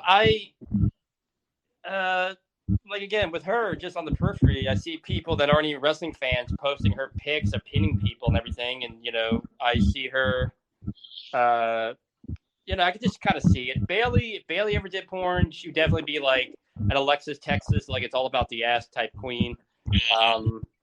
But also, as much as I would love, like Bailey would definitely be, if I had to pick 5 modern girls to work with, she'd definitely be in the top 3.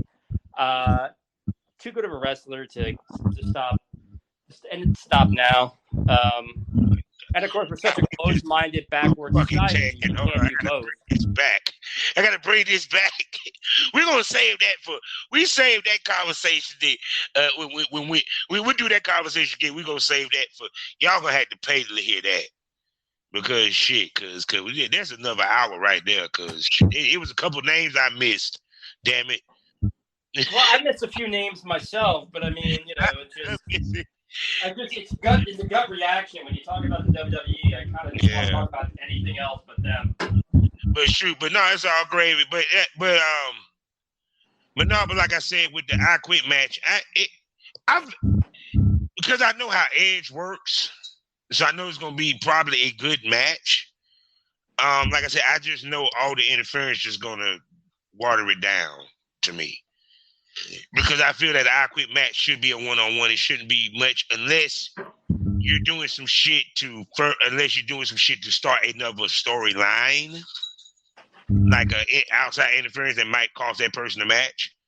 But because, like I said, to me, in recent memory, I'm sorry, Progress has it down pat for the I Quit match. I'm sorry. How he got to say I quit. It was so fucking inventive. That's the thing. It's like, there's yeah, he got him to do it because the Black Swan never talks. I think what should happen to wrestling is take away the TV money, because basically they can have you and I go out there and just kind of bump into each other and get all winded and sweaty, and whoever falls on top of who first wins, because that money's coming in every week. And you've already proven, especially in WWE, like, it's not worth getting yourself over. If anything, you'll get punished for getting yourself over. I think they need to take away not the wrestlers' guaranteed money, WWE's guaranteed money, or AEW's guaranteed money. It's like, we're gonna start paying you on on a rate system as far as ratings and then like what you sell at houses and so on and so forth. So that way they are forced to push their wrestlers, and maybe when a young Zack Ryder gets himself over, it's like, okay, good. This guy's got something going. Let's help build on this. No, WWE, WWE could have their worst year next year, and let me tell you, I would suck every dick in Rahway State Prison to have half of what they consider a bad year. Okay, and I would suck them twice on national television for free for half of what WWE makes in a quote unquote bad year. Well, yeah, the money just comes in. Here you go. We have a fan base that just eats it, so we don't really have to try. Oh, you're taking pride in what you do. You wanna be creative and get yourself over. No, we're gonna fire you. So now let's get through the rest of this pay-per-view so we might could discuss something at the end of this a little bit better. We have the good. Well, actually, to me, it's probably gonna be the match of the night. I'm already predicting this shit because okay. That's like being the tallest guy in the NBA.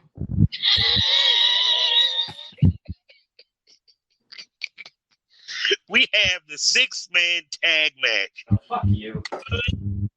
Old-fashioned Donnybrook match. We have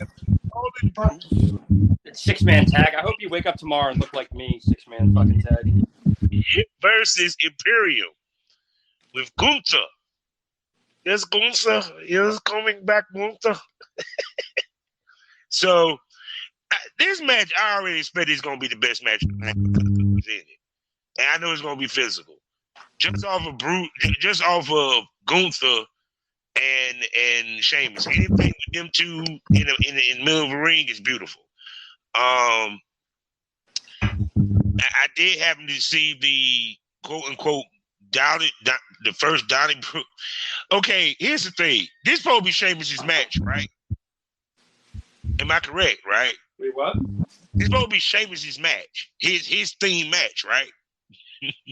I don't know. I never, and again, I am very proud of my heritage. I actually could see myself easily living in Ireland. I just love everything, but I could give two fucks about this guy. Like, I've never, like, this guy, seriously though, like, I've never seen a match with him involved that I was like, wow, he is to Brutus Beefcake what, I don't know, like, he is the Irish Brutus Beefcake. You know what he is? He's corned beef Sheamus.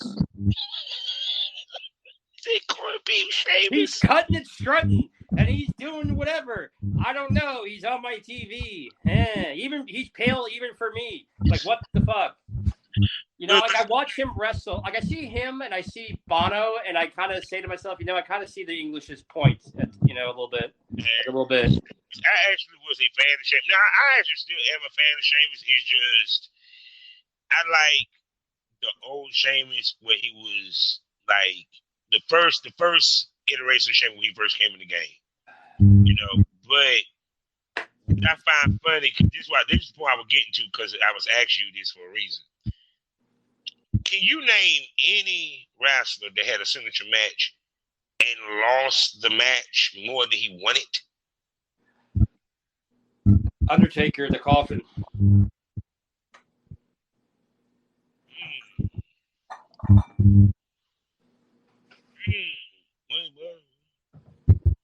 But wait a second.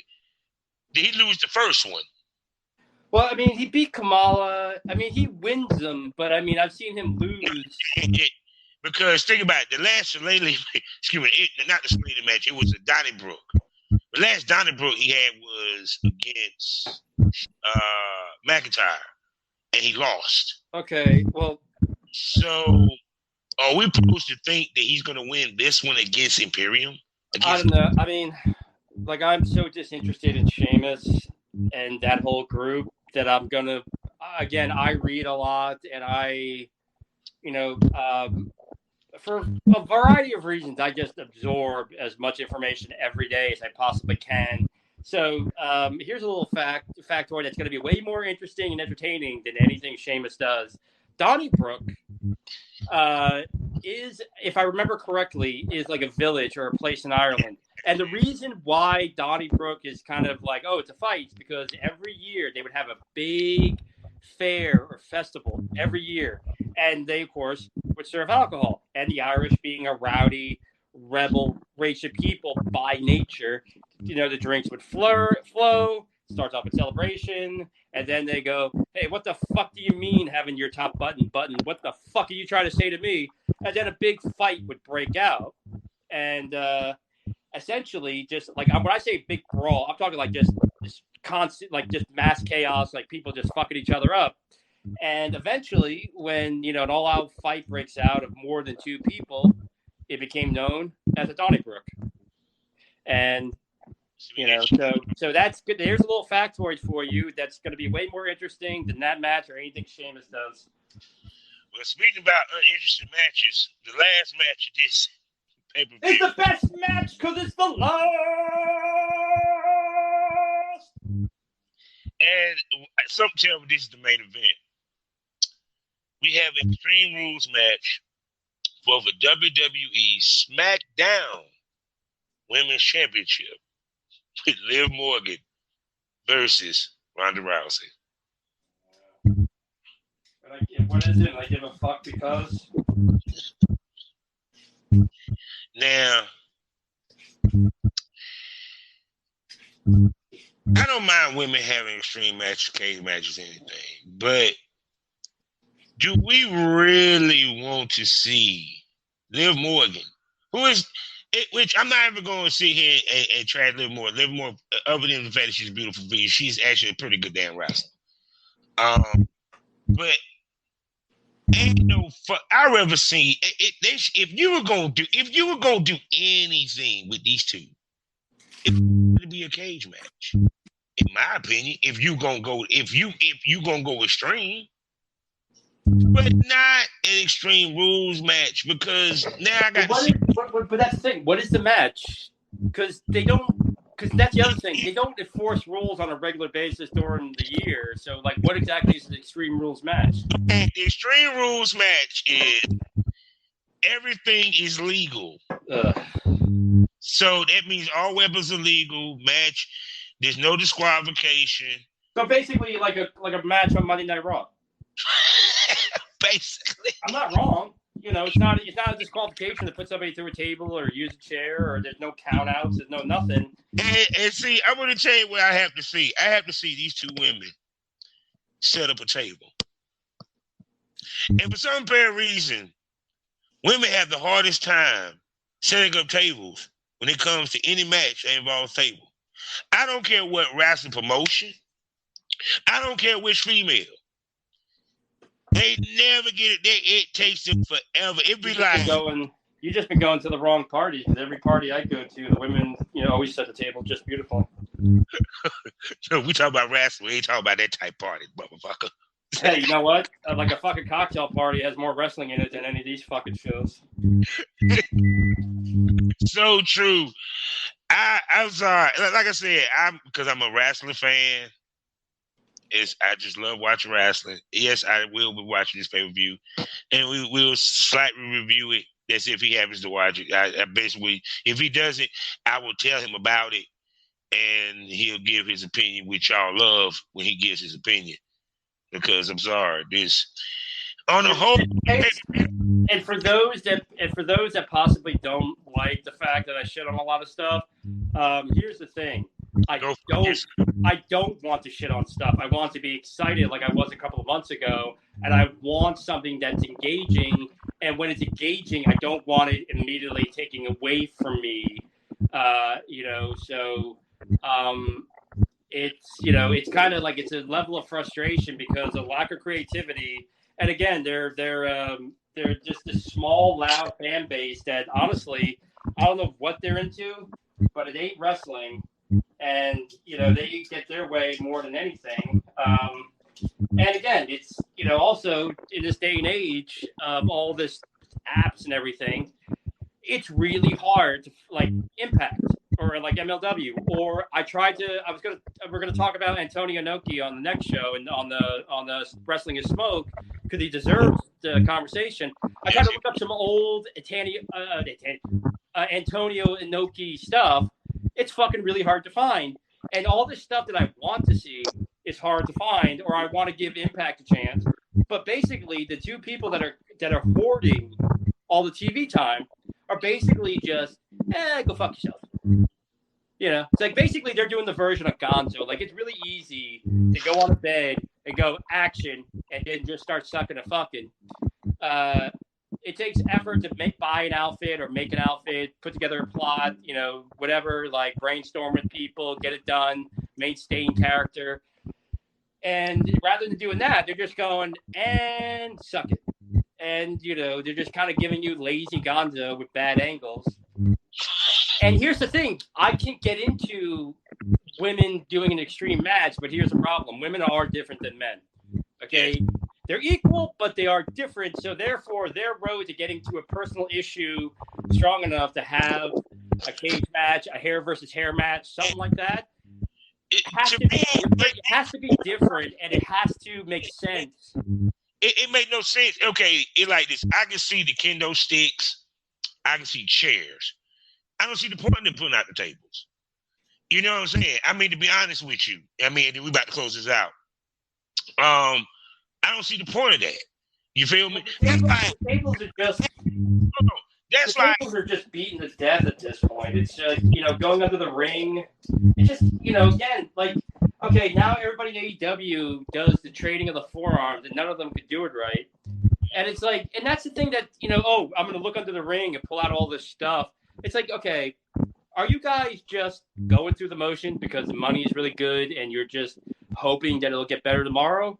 Or are you just being fucking lazy? Because when I see somebody do something original or I see something that inspires me, I go, that is awesome. I'm going to do something different, but like in the area of it. Like I'm working on a Killer Clowns from Outer Space porn parody thing. I have basically most of the stuff made and ready to go. I just got to I'm going to hopefully shoot it in November.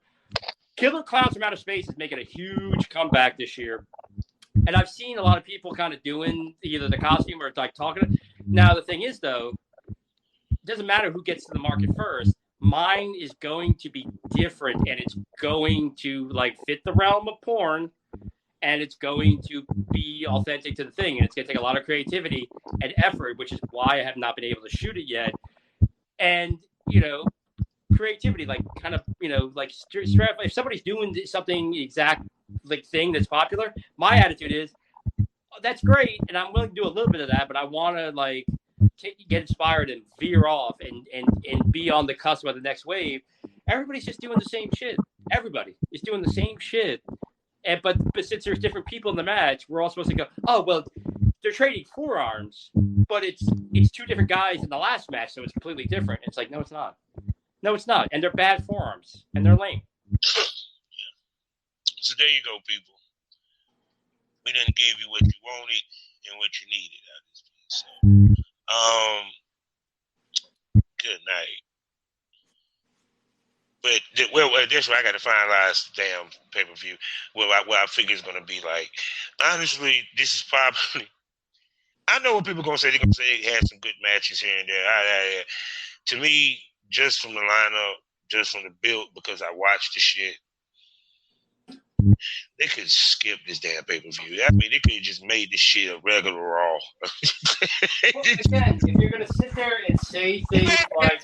In the bitch. You ain't got the Usos.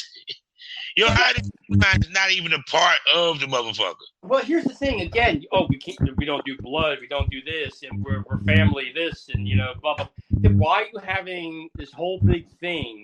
Because that's the point of the like a strap match, dog collar match, steel cage, hair versus hair, yada yada yada.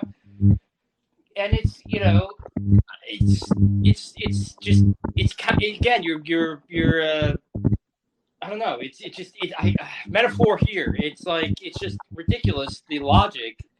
And again, they're just doing it for ratings. They're doing it because it was an idea, and they just been doing it. That's the thing. It's like, well, we just keep having it, so we'll just keep doing it. Next year there'll be another one. That's what it is. So shoot. So yeah, we done did it up, bro. It's almost heading to 2 hours. So we said we wanted to cut this. But once again, we would have been on time. Fucking bringing up the fucking pointless pay-per-view. Now we got to talk about it twice. I didn't enjoy it so much the first time. Let's do it again. Oh, that's why I love my Progress Wrestling, my ICW, and NWA. I ain't even going front. I've been in Memphis rapping. I like my shit simple, but to the point. So with that being said, Billy, tell everybody what they can spend money on you, man. Right now, many vids, Billy Pilgrim, Triple X. Some Halloween stuff's going to be coming up throughout the month. I'm going to the exotic Huntsville this weekend to shoot some porn stuff that are going to hopefully fast track, to get it out there. Unfortunately, my Halloween project came close this year, but all the pieces either fell through or didn't fall into place until after the fact. What are you going to do? And it doesn't help that everybody wants to do Halloween porn on September 12th. And it's like, really, if you want to do it during the summer so it's ready, you don't wait a week before Christmas to make a fucking Christmas movie. But anyway, so that's where it is. Yeah, most definitely. So, people, there you go. Programming note: the next Pro Wrestling Smoke. We will be doing the old school. Damn, I had it on the tip of my head what it was going to be. Well, I was going to talk about Inoki. Yeah, Inoki. Yeah, and something else I wanted to add to it. Because the whole episode might be old school. Along the lines, because they were talking about extreme matches, extreme brutal matches that used to happen back in the day that they don't do anymore. That people forgot about. Well, I mean, again, they all had a point. They all, again, the main thing that's missing, honestly, is there was a reason, okay, we're going to surround the ring in barbed wire, we're going to dog collar each other, or we're going to shave there was, a reason, and it got to the point where, the organization that they were wrestling for said, okay, enough of this, pick something, and then after this match, it's done because you're causing too much trouble. And then it was a big to-do. That's the thing that's missing. It's the rhyme and reason to having it. You don't just have it to have it. Since I've beaten it to death, the show, Sarah J, huge star, amazing talent, brilliant woman. If I got to work with her tomorrow, am I going to have her just get on the bed in lingerie and start blowing me? No! I'm gonna make a production out of it. It's gonna be special. There's gonna be a reason why the shit's happening because I'm gonna take advantage of all her abilities. Oh, we got two guys. It's a street fight. It's a tech death match. It's a tables match. All right. These guys basically bumped into each other literally last week. I'm supposed to care that they're gonna have a Texas death match, which technically isn't a Texas death match. That's the main problem. There's no rhyme or reason anymore because God forbid you tell a story consistently over a period of time. Nope. So there you go, people. Another show in the books. Get off my lawn! Another Wednesday done. And you know how we end it all day, every day. Life is a learning experience. What's the experience? You didn't learn anything. Smoke this over. Billy! Until next time when it's Vader time, we'll see you then. And we'll see you, and we'll be coming with the rhyme and the reason. There you go. We out.